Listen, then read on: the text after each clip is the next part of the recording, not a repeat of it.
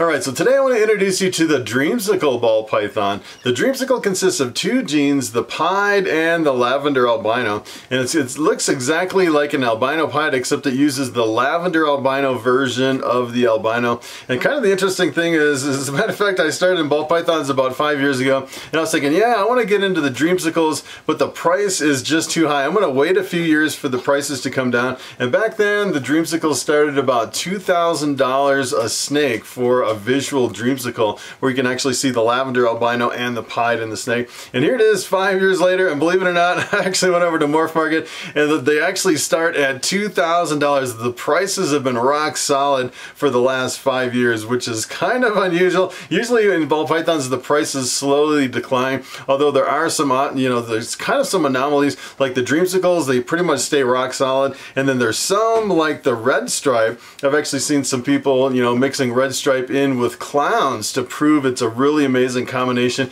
and everyone's buying up the red stripes, and the price of the red stripe actually skyrockets. So sometimes these prices can jump up and down, and sometimes they can stay really rock solid. As a matter of fact, instead of getting the Dreamsicle, I decided to get a regular albino pied, the albino version of the gene instead of the Lavender Albino, and you can pick them up for about half price now. I think I paid about $1,000 for my albino pied just a couple years ago, which is pretty awesome. And I actually produced some visual albino pieds. The Lavender Albino is a little bit different than the regular albino.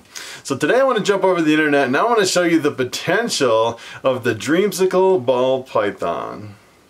Alright, so I'm going to jump over here at morphmarket.com, and I want to show you the two genes that make up the Dreamsicle. And the first one I want to show you is the pied. This is what a pied looks like. And essentially what the pied does is it brings in big patches of white on the snake. And the pied and the Lavender Albino are both recessive. And there's actually quite a few ways you can approach making a Dreamsicle. And usually the more money you spend up front, the faster you get to a visual Dreamsicle with the Lavender Albino and the pied. And one way you can do it is you can actually buy a pied and you can breed it to a Lavender Albino visual. Both of them are visual with two copies of the genes, and then you would get the double hets and then breed those double hets back together. Another way you can actually do it is you can come over here and you can buy a pied that's 100% het lavender, like this one is right here. So this one, you're already one step ahead. This has one copy of the Lavender Albino gene. As a matter of fact, if you actually look at the prices on these, you're definitely paying for, kind of jumping ahead.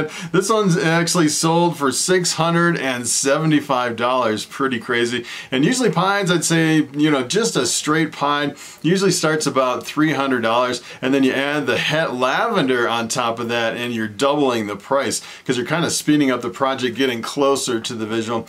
And here's the other gene that's in the Dreamsicle. This is the Lavender Albino. And the Lavender Albino, when it's small, it looks almost exactly like a regular albino. And this one is actually 66% het pied, so you're kind of jumping ahead on this. As a matter of fact, if this was 100% het pied and you bred this Lavender Albino het pied to a pied het lavender, 25% of the time you would hit a Dreamsicle, but you're gonna actually pay for this one too. This one, let's see the price on this one. This actually sold for $600, pretty much double what you would normally pay on a Lavender Albino. So if you actually bred a lavender and a pied and got the visual, this is what you get. You would get the Dreamsicle. Pretty amazing combination. And at first glance, you're probably thinking this looks pretty much like an albino pied, except it has the Lavender Albino. It's kind of an interesting anomaly. They're really close, especially as hatchlings. They look really close in appearance.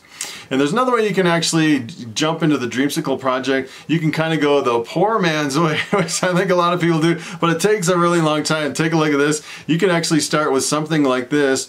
This is a yellow belly, 100% het Dreamsicle. So essentially what this is, if you actually look at the genetics, this is 100% het Lavender Albino and 100% het pied. So you can go with other genes in the mix, or you can go with just a normal with these two hets. And this one you can actually pick up for $300, which is not too bad. You can actually buy two of these for $600 and you can jump into the project. The problem is if you breed two double hets together, regular, your odds are pretty slim to get a visual dreamsicle. As a matter of fact, I actually brought it up here on the Genetic Wizard over here in the World of Ball Pythons, and I plugged in the double hets. Take a look at this. This is het lavender, het pied crossed with a het lavender, het pied, and this is, as a matter of fact, it actually shows two visual lavender albinos. As a matter of fact, these would actually look like normal ball pythons. You're breeding two normals together that are double hets, and this is what you get on the bottom. Take a look at these odds. This is pretty crazy.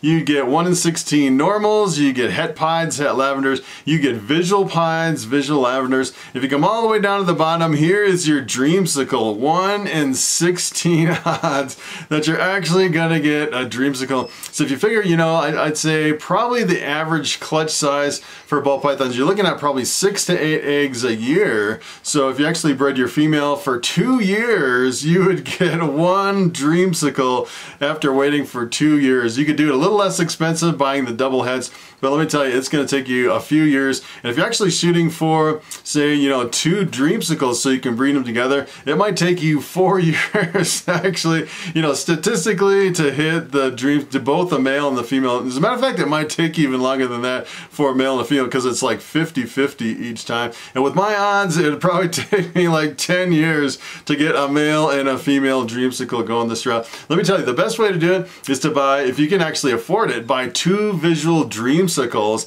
and then you produce a whole clutch of all visual dreamsicles. Of course, it'll cost you, you know, at least $4,000 up front. So you're definitely paying the price up front to get into the project.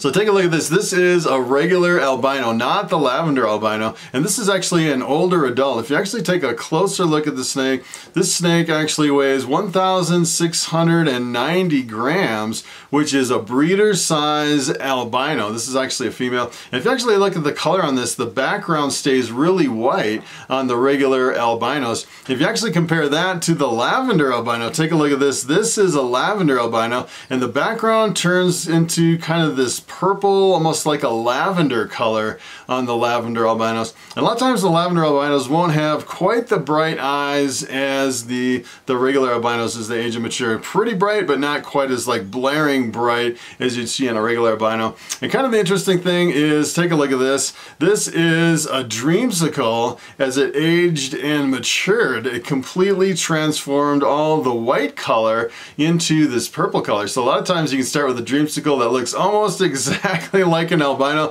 Side by side they look, you know, albino pied, dreamsicle, looks exactly the same until you get some age on that dreamsicle. And it's kind of interesting if you actually look at this, the purple color of the dreamsicle only comes into the white spots that are in the pattern of the albino on the dreamsicle. So you can actually see there's kind of the pattern of the pied that stays a really stark white color in the dreamsicle, which is kind of an interesting effect. I actually pulled up a couple here. Take a look at this. I pulled up a really high white dreamsicle. This one just has a little bit of color.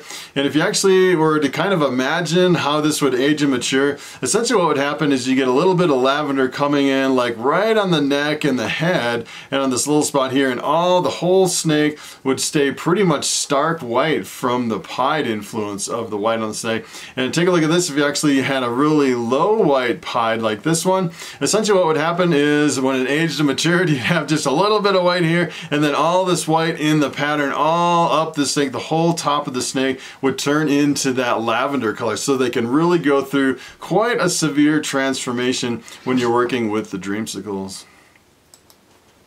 So speaking of mixing other genes with Dreamsicle, there's just a few over here on Morphmarket that have actually been produced. It's kind of weird. There's not a whole lot of people working with the Dreamsicles and mixing other genes into the Dreamsicle. And one of the ones that works really well is yellow belly. And this is what the yellow belly looks like. And as a standalone gene, the yellow belly looks almost like a normal. I'd say it's probably the biggest sleeper gene in all of ball pythons. It looks almost normal, and then you mix it with some other genes, and it really usually brings out a lot of yellows and oranges when mixed in with combos, and it's actually allelic with some of your other yellow belly complexes, like to make the Pumas, the highways, and the freeways with the asphalts and the gravels. Makes for some spectacular combinations. But if you just look at the yellow belly by itself, it looks almost like a normal, and usually you can pick out the subtleties of a yellow belly to identify it. Usually it has a little bit of a busy pattern on either side of the belly. You can see just a little bit right here,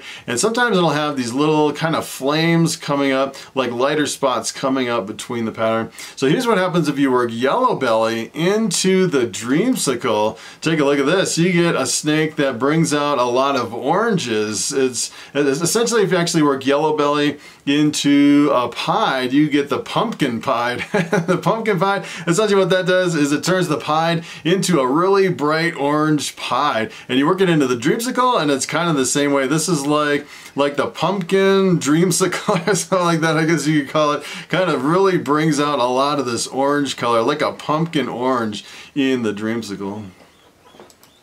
So here's the last one I wanted to show you. There's just a couple of combinations over here, and this is kind of an interesting combo. This is mixing pinstripe into the Dreamsicle, and I actually have a pinstripe pied, one of my favorite combinations. And the pinstripe pied, you can see it keeps the gold color, really bright gold, and a lot of times the pinstripe pied will reduce or completely eliminate a lot of the pattern in the pinstripe area of the pied. So you're left with this gold and white pied. It is really awesome. So here's what happens if you work pinstripe into the Dreamsicle. Take a look at this. This was kind of unexpected. This is almost a completely patternless orange snake. Pretty amazing. And you can definitely tell in this one, I think it's just kind of a random anomaly that this one is such a low white pied. Sometimes you can actually force them to be low white. If you add Enchi to the mix, you can force them to be low white. And if you add Russo to a pied, you can kind of force them to be a really high white.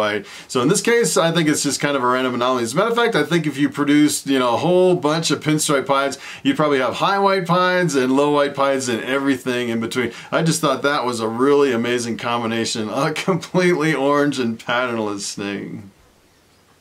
Alright, so it is time for the question of the day.